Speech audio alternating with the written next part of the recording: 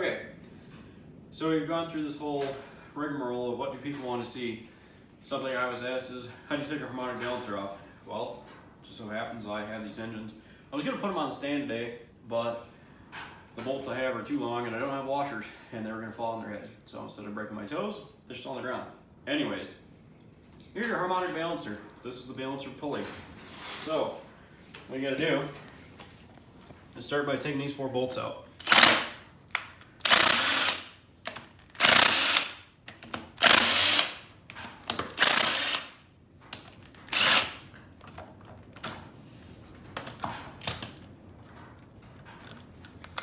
Here's your balancer pulley.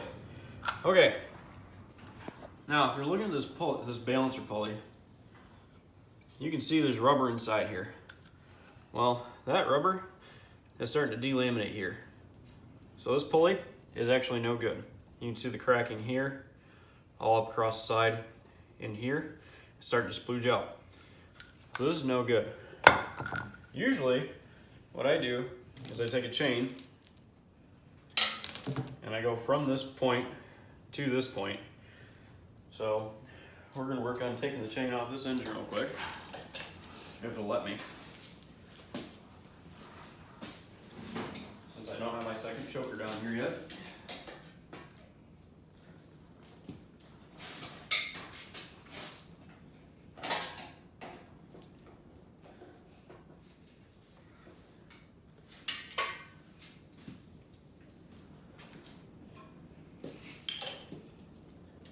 This is what happens when you have one small garage and you're not all moved in yet. We're getting there though. Oh yeah. It's one day at a time here at the good old GSC headquarters of, unpacking. Yeah. We still have what, a whole toolbox to go? 2 toolboxes. So we're getting there. We're halfway. There's 2 in the back corner. Hey. Right. You have a wrench. I do. Well, you have a set of wrenches. That comes in handy. And you have lights. I mean, you can get a long way with that. Lights are half the battle because I don't like working in the dark. And you can't hit your head on the little string light as we have here. Okay, so here's our chain. Just your chain is important. So you'll take one of your balancer pulley bolts, put him through here, put him on here. Now, will you need that all the way put in or only partially at this point? Just thread it in, 10-15 turns. That way it's tight because you don't want it to come back out. Okay. Other end of this, find, in this case this is naked. So you would hook it to an accessory pulley and that would be all you need. So in this case, I'm going to put him in here. Do you want slack with that chain or no? Nope. All right, so wait for him to get tight. Helps when you go the right way, guys. It's been a long day.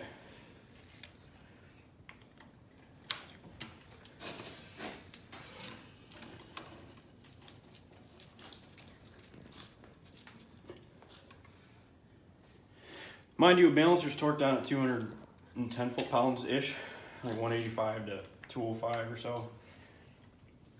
So while you're in the truck, have a breaker bar. Otherwise, you're just gonna hate yourselves. Okay, so that was your hard part, if I'm gonna call it that. Take this guy out, because you're gonna need him. This same setup can be used to torque the balancer back on, because that chain's gonna get snug and it's gonna go and hold everything in place. So this is a dual purpose thing. All right, chain's out.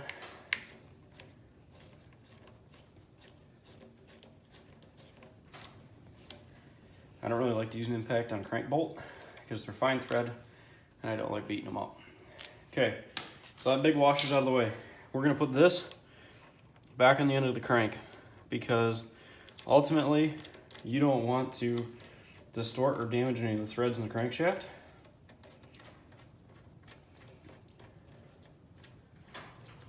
It's in. Puller. Now, the puller, what you want to do is back it most of the way out. I just pulled one of these this morning and I forgot to adjust it. So where can people find these pullers? Pullers you can find at Napa, AutoZone, Advance, O'Reilly's, Amazon. Can we link one on the video for people? Possibly. Okay. Or just in a comment, put below. Yep, we could do that. Perfect. Just so if you're ever interested in finding one of these, if you can't find one. So it's a really technical tool. It is a harmonic balancer puller. So what you want to do is use, believe it or not, 2 of your crankshaft pulley bolts. These are now these. And it becomes one with the puller. Well, sort of. Okay. He's tight. He's on. When you're doing this under the truck, it's a nightmare. I said that nicely. Okay. We're going to take this off. Oh, yeah.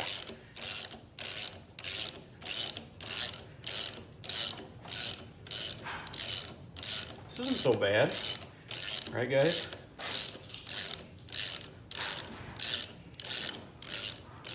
This makes life easy. Just crank them out. Now, when I get this off, I'm going to show you guys what would make this a quote-unquote bad balancer. Because looking at it, she's seen better days, but we'll need to get some good light to show you why it's not good. All right, getting towards the end here.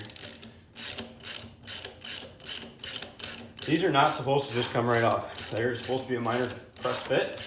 So you gotta kind of crank away all until they start to come off. I'm surprised this one was fighting as hard as it is. Is that a good sign that it's fighting you? Or no? I mean, yes and no. It depends on the truck. Sometimes balancers literally they fall off if they've been replaced in the past and somebody didn't grease them and they just slammed them on. Usually what you want to do is use 2 fingers worth of grease when you put one of these on. Okay, here's our balancer. We're gonna get these out of the way. Move our puller. Oops. This puller's older than I am, so ignore it. All right, so behold our balancer. If you can see through here, I'm in everybody's light. Look at this rubber right here, how it's distorted. This balancer's bad. See how it's cracked and it's peeling off? That's not a good thing. See this rear? How it's coming out here? This harmonic balancer's bad, and it's been bad for a long time. So, that being said, a lot of reasons for broken crankshafts are these balancers. Guys don't check them, they don't change them.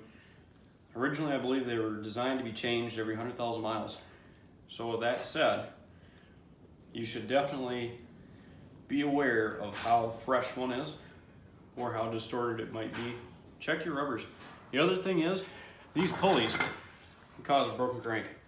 Because when they break and this rubber breaks down, these 4 vanes will pivot around that center and hit these bolts and they create a vibration.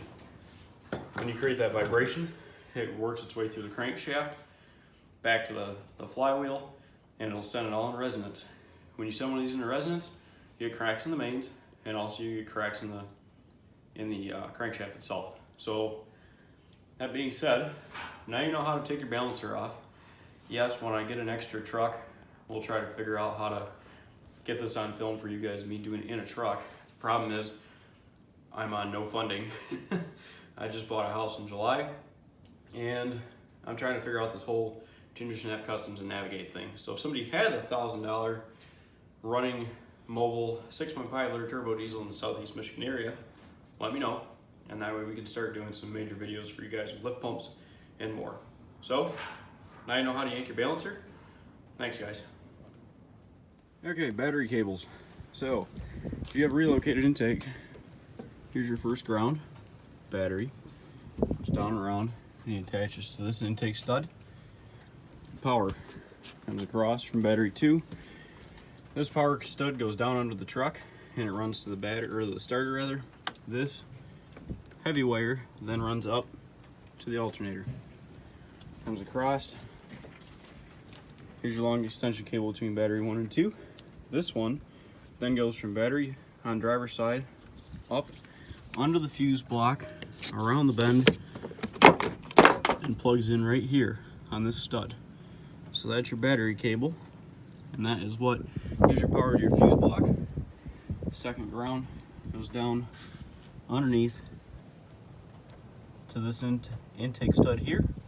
And you also have one other very important ground on this truck that most guys forget about.